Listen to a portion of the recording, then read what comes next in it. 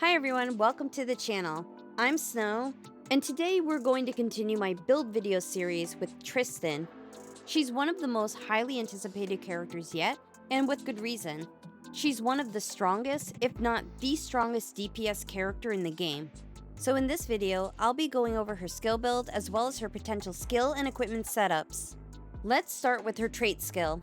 It's called Crimson Fury, also called Blood Rage. So there's two parts to her trait skill. Let's start with the first section first. So for the first section of her trait skill, before attacking with Tristan, if the target has a shield, her damage is increased by 30%. She also dispels 6 shields from the target. So this is one of the best components of her trait skill because it makes her one of the best shield breakers. And when they're talking about the term shield, it's in reference to both physical and magical shields.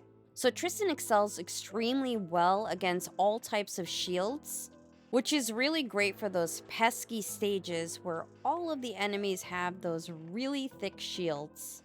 So for the second part of her trait skill, when dealing AoE damage, the physical damage dealt is considered magical damage.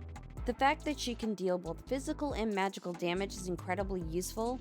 It makes her incredibly versatile against all types of enemies, especially when considering she's also a shield breaker as well. This next part of Tristan's trait skill is the core component of her trait skill. In other words, this is probably what you can consider her special skill mechanic. So at the start of battle, Tristan additionally possesses a skill called Crimson Fury. This has its own unique skill slot, so it doesn't use up any of your 3 skill slots. So with Crimson Fury, Tristan sacrifices 90% of her current HP and deals 50% damage to all enemies within 2 tiles. Then she enters a Berserk state and can act again.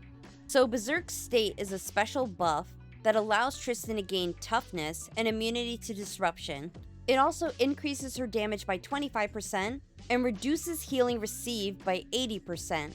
And this effect cannot be dispelled or immunized. Additionally, Crimson Fury also will reset all of Tristan's cooldowns and recover all of her energy.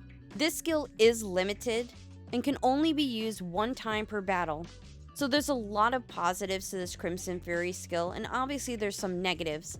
She is sacrificing a large amount of her HP, and the healing she's receiving is reduced. However, these negative effects are offset by the next part of her trait skill. So after casting Crimson Fury, this triggers Unlimited Resolve. This is a buff that allows Tristan to return to battle after being defeated, and she recovers a small amount of HP. The best part about this buff is, it can be triggered infinitely. In other words, she can revive multiple times as long as she has this buff. Obviously, the fact that this can be triggered infinitely is absolutely insane. Now, when Tristan is base star level, Unlimited Resolve lasts until the start of the next turn. However, when she's 4 stars, Unlimited Resolve lasts until the start of the next 2 turns. This 2-turn upgrade makes her absolutely insane because she just doesn't die, she just keeps reviving. She's defeated, revives, repeatedly. In other words, her sacrificing most of her HP and getting healing received reduced really doesn't matter because of this Unlimited Resolve buff. As long as she has that buff, she can't be defeated. This is one of the reasons Crimson Fury is limited to 1 use. So star level will also impact how long Berserk state lasts. So at base star level, Berserk state will last for 2 turns, at 3 stars it lasts for 3 turns, and at 5 stars it maxes out at 4 turns.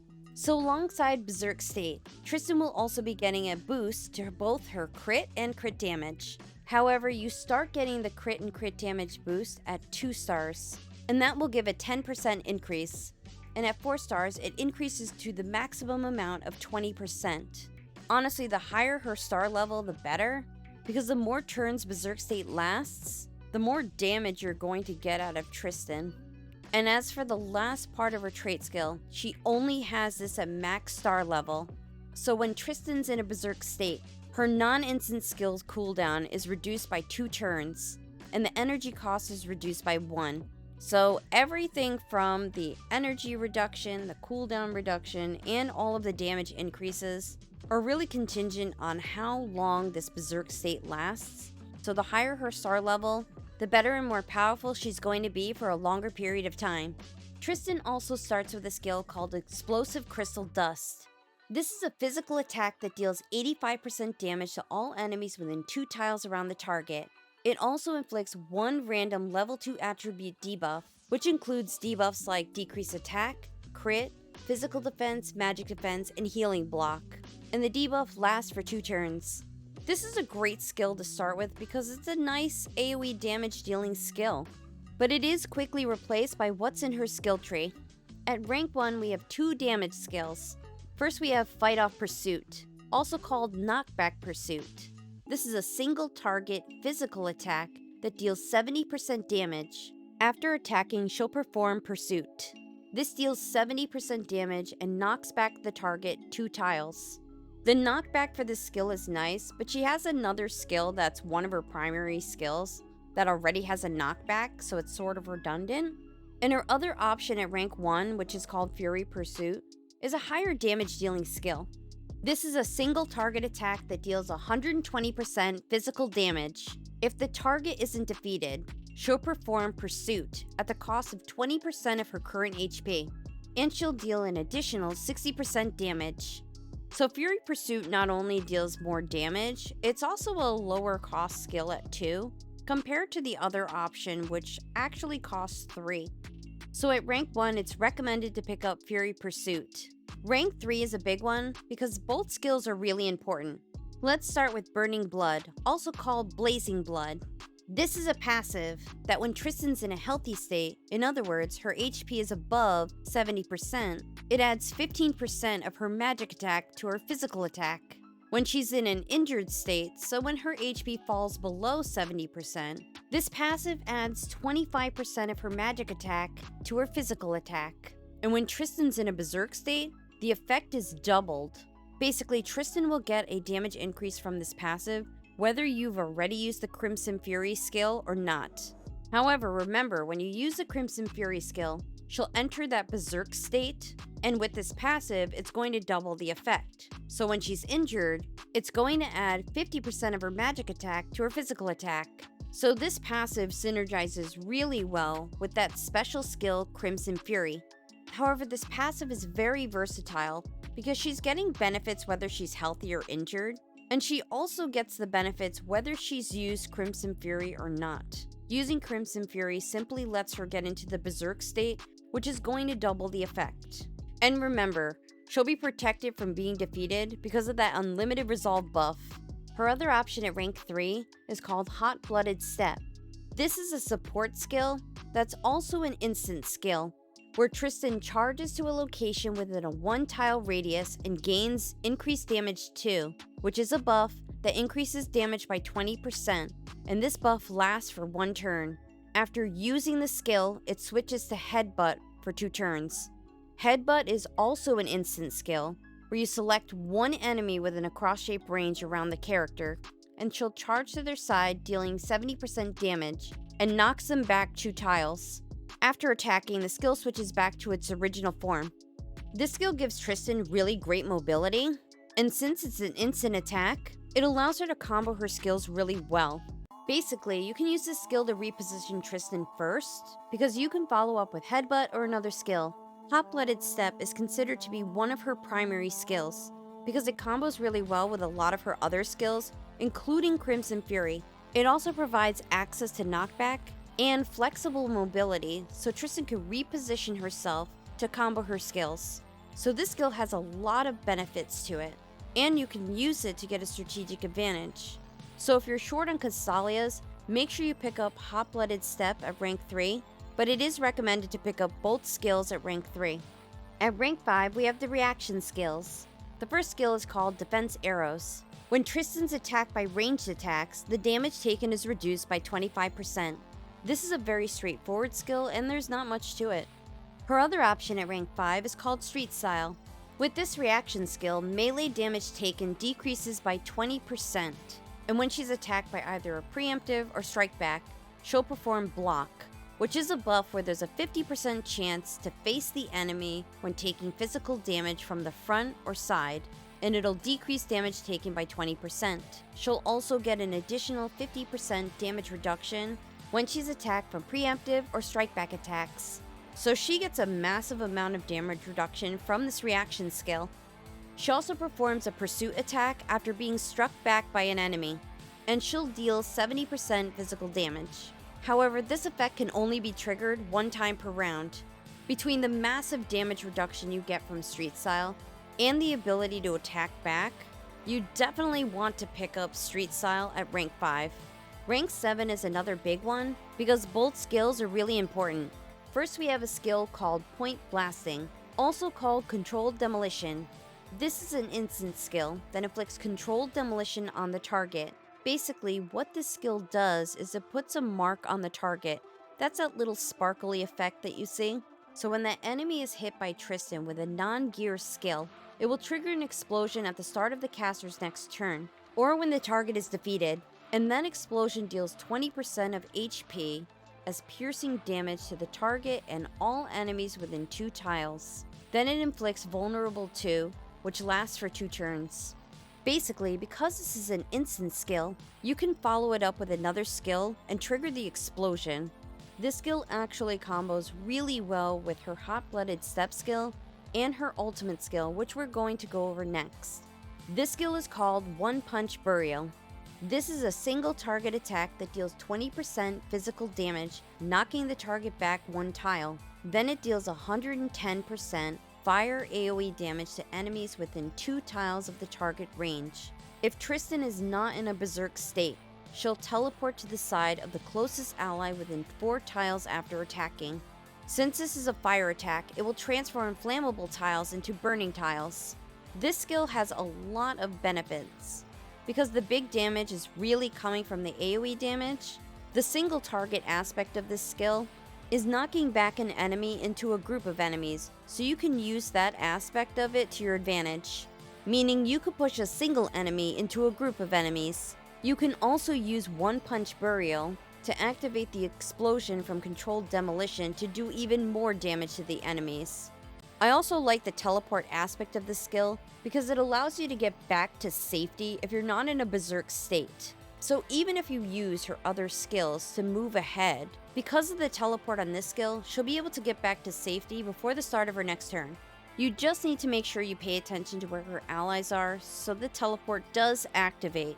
So for rank 7, it is recommended to pick up both skills. However, if you're short on Castalia's, make sure you pick up One Punch Burial because this is her ultimate skill and her main damage technique. At rank 9 are the basic attacks. First we have Seal Strike. With this skill, she deals 100% physical damage, and if the target is injured, so if their HP is below 70%, she'll also inflict passive skill block before she attacks, and this debuff will last for 2 turns. Her other option at rank 9 is called Critical Strike, also called Fatal Attack. This skill deals 100% physical damage, and it increases the critical damage by 15%. It's recommended to pick up this skill at rank 9 because it's just overall a better damage dealing skill than the other option. Lastly, at rank 11, we have a damage skill and a passive.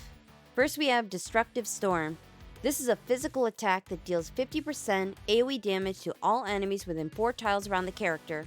It also inflicts 2 random level 2 attribute debuffs, so debuffs like decreased attack, critical hit, physical defense, magic defense, and healing block. And these debuffs last for 2 turns. This skill is okay, but it's a low damage dealing skill. And the passive at rank 11 has more value. This skill is called Family, and there's a lot to this skill, so we'll take it one step at a time. So for the first part, when Tristan's in a healthy state, in other words, her health is above 70%, she performs Assisting Cover for other allies within 2 tiles. Assisting Cover is considered to be a buff, where the character will guard allies within the action range by swapping positions and taking damage from single target attacks.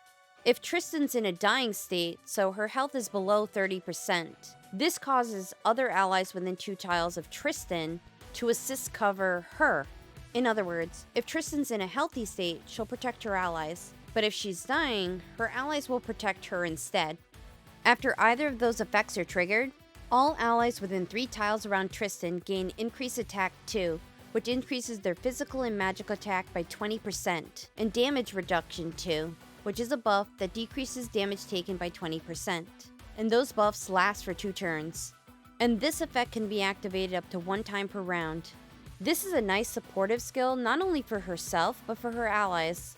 However, the real value of this skill is when Tristan no longer has that unlimited resolve buff, so she can no longer revive. This passive will help her stay alive, because her allies can provide assisting cover when she's at low HP. So this passive helps patch up one of the disadvantages that you have when using Crimson Fury and triggering unlimited resolve. It's one of the ways that you can protect her from being defeated even when that buff expires. The other thing I want to point out is when you've used Crimson Fury, she's going to be in a dying state, so you want to make sure that your other allies are not within 2 tiles of Tristan. Otherwise, your characters will unnecessarily assist cover her when it's not possible for her to be defeated because she'll be protected by that unlimited resolve buff. However, if you heal her back up into a healthy range, then you could take advantage of the assisting cover to protect Tristan's allies. So there's a lot you'll have to consider when using this particular passive. However, it's a very useful skill, and it patches one of the vulnerabilities that Tristan will have when her unlimited resolve buff expires. So because of the benefits a family passive provides, it's recommended to pick up this skill at rank 11. So for her skill setup, for her basic attack, you're going to have Critical Strike. For her reaction skill, you're going to have Street Style. And for her skill slots, there's a couple of options that you can do.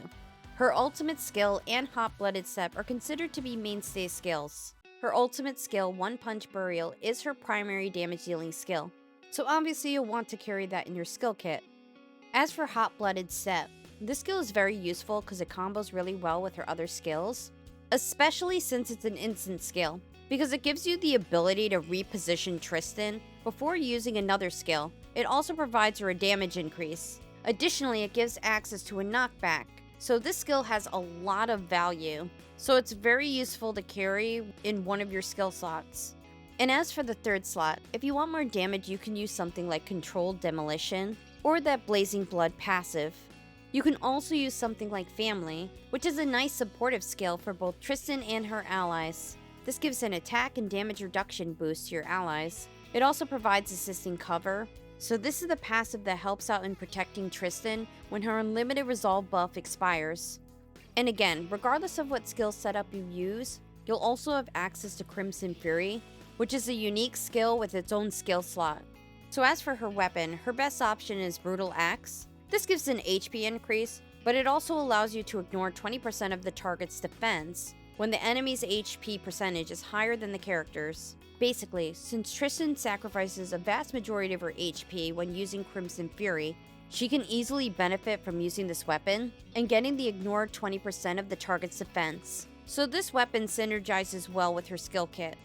As for her trinket, her best option is Blood Crystal Amulet. This increases magical damage by 4% and magical AoE damage by 8%. And when in a dying state, the effect changes to increases magical damage by 6% and magical AoE damage by 12%. And when this trinket is max star level, it increases magical damage by 10% and AoE magical damage by 20%. And when in a dying state, the increase in magical damage is 20% and magical AoE damage by 40%. So this trinket is perfect for Tristan.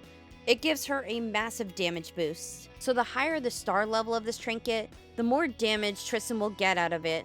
You can also use something like Origin Hourglass or Thorning Ring. Both of these trinkets will help with increasing her damage output. And as for her Terror Whisper, you can use something like Devil or Magician.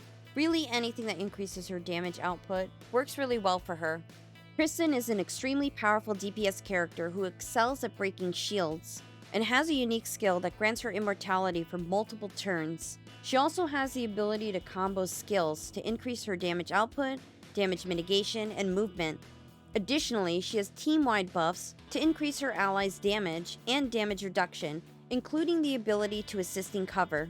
I want to note that a lot of Tristan's power is locked behind star level, between her special buff Unlimited Resolve and her special Berserk state. She really needs to be 4 stars or better, because her Unlimited Resolve buff, the buff that allows her to be basically immortal, will last for 2 turns instead of 1. So keep that in mind.